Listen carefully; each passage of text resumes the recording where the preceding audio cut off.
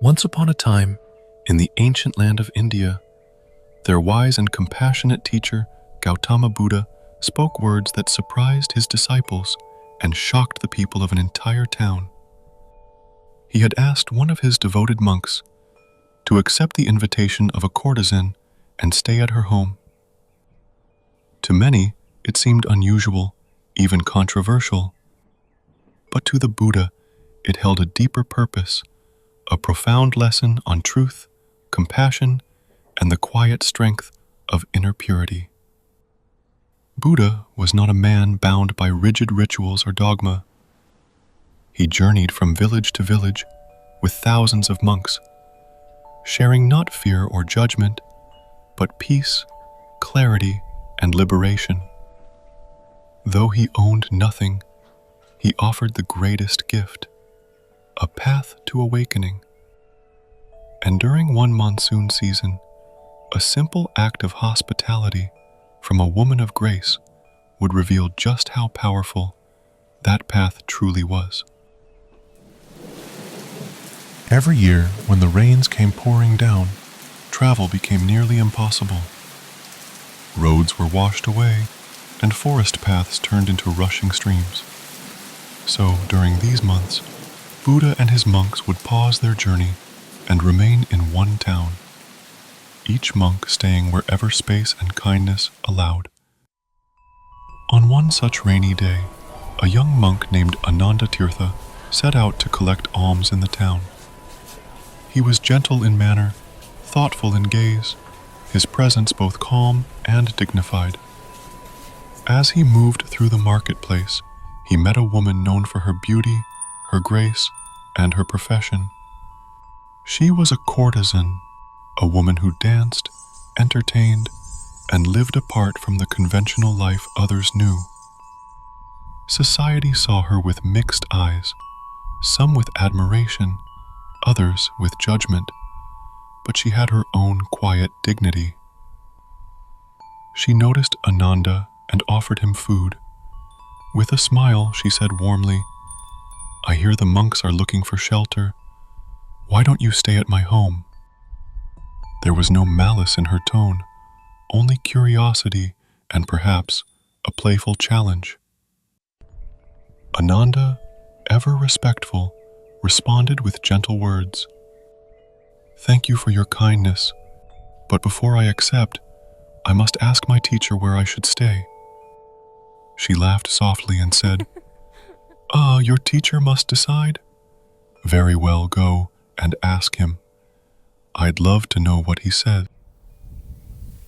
Ananda returned to the Buddha and placed his alms before him. Bowing respectfully, he shared the courtesan's invitation and asked, "Master, may I stay at her home during the rains?" The other monks and nearby villagers, overhearing this, grew visibly tense. Whispers passed between them, eyebrows raised. Questions formed silently in their minds. And then, Gautama Buddha, in his calm and unwavering voice, said, "If she has invited you with kindness, then you must go and stay there." Gasps rippled through the onlookers. A monk, staying with a courtesan? It seemed unthinkable to many. Whispers turned to murmurs of disapproval. "This is disgraceful. The teachings have been corrupted. How can a holy man stay in such a place?" But Buddha simply listened. And when the voices quieted, he spoke. Buddha's voice, gentle, firm. "Why are you troubled? She has offered shelter out of generosity. What harm is there in accepting her kindness? I follow this path because I have seen it to be the most powerful and liberating way to live.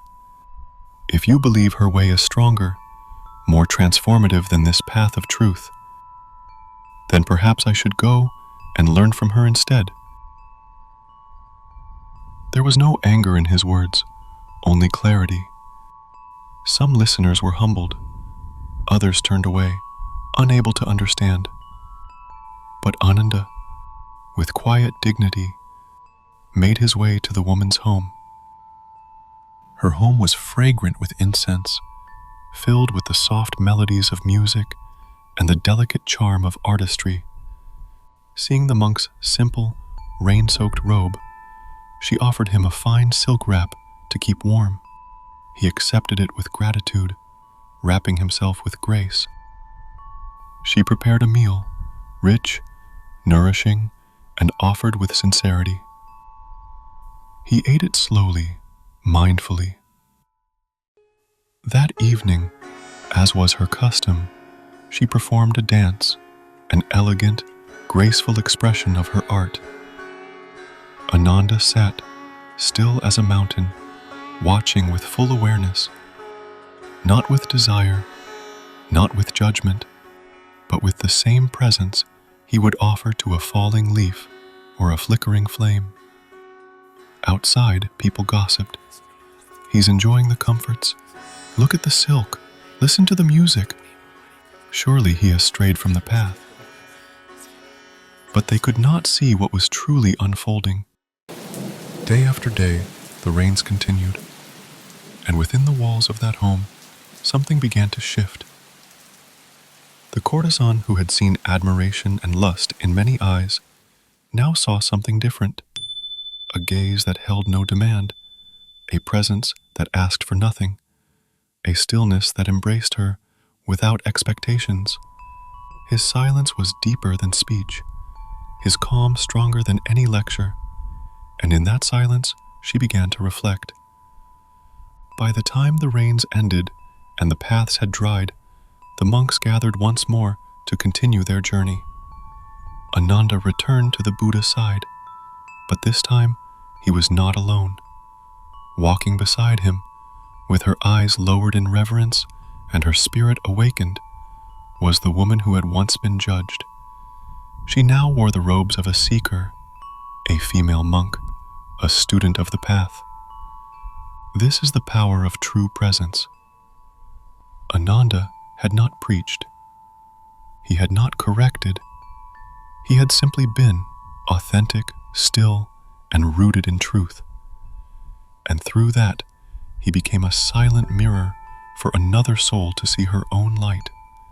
Gautama Buddha knew what others could not yet understand, that purity is not about where you are or who you are with, but how deeply you dwell in your own truth.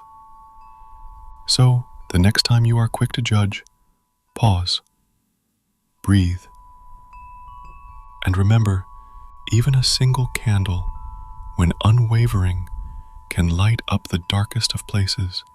And sometimes, the most beautiful transformations begin where no one is looking. Thank you for joining us for this story. Until next time, walk gently, speak kindly, and live in truth.